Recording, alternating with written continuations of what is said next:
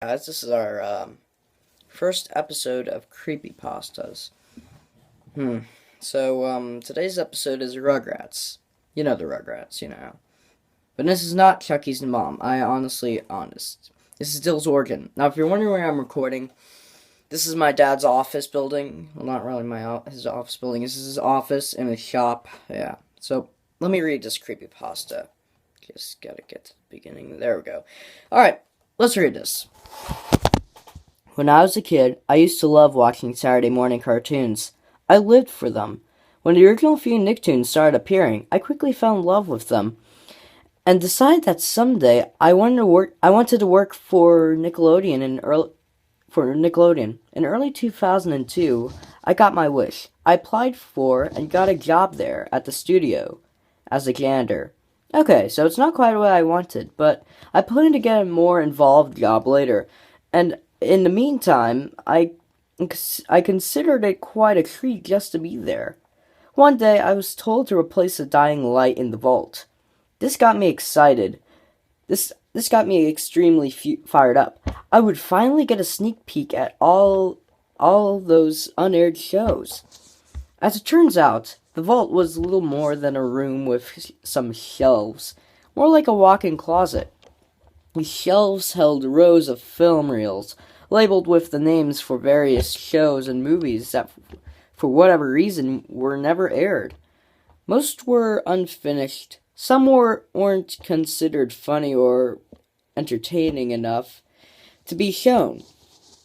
At the end of the room was a small cardboard box sitting on the floor, containing about 50 flash drives. When I had finished changing the light, I decided to take a look at them. They were all white and labeled with black Sharpie. I had flipped through about 10, and of those I had found two that interested me. The first was something called Crybaby Lane. The other was titled Rugrats, Dill. I had never heard of the first one, but I loved the Rugrats, so I slipped it in my pocket and decided to take it home with me that night. I'd return it in the morning, and no one would notice.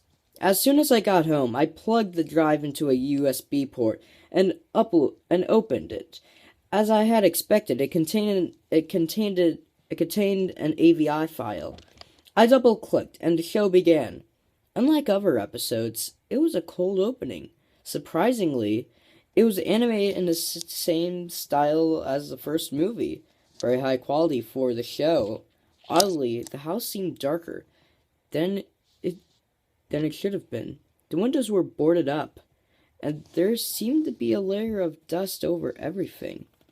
Tommy was sitting in his high chair, and his head was resting on the tray. He looked up slightly, and his eyes were horribly sunken in. His stomach was swollen, and he was dangerously, I can't say it, and he was dangerously thin. That's what I'm gonna say. His stomach was swollen, and he was dangerously thin. Poor Tommy. He hasn't eaten in days. Just when I thought it couldn't get any worse, a scene switched to the living room. There was a weird-looking image display just before the switch, which I print screened. Dee Dee was sitting in a rocking chair, cradling a bundle. She seemed to be singing a soft lullaby between sobs. The camera turned to reveal what she was holding. A shriveled-up Harlequin's fetus, with a white crust around its mouth. Dee Dee was holding an empty ball to its mouth, and continued to sing that lullaby. It went to the normal credits at that point. Through the text was in Cyrillic, and I couldn't read it. The song was also slowed down a bit. The next day, I took the thing back and never brought it up to any of the staff. However, after work, one of them approached me. He had never explained to me how he knew I had taken the drive, but it was obvious that he did. He told me that in the mid-90s, they had a female writer known to them only as Susan.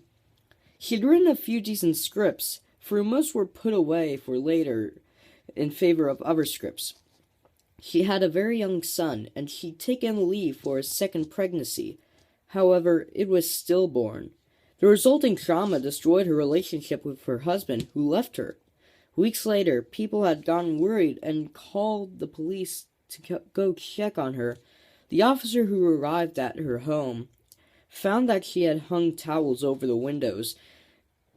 Investigating the house with a flashlight, he found that Susan was dead in her chair, cradling what remained of the fetus. In the kitchen, the high chair was covered in a mass of flies. It didn't take an expert to know what was under them. According to my new friend, the episode I saw was the last one she had written before her leave. Apparently, she'd stayed up all night doing all the animation herself. I continued to work there for several years until some new opportunities came along, but until my last day on the job, I never went in the vault again.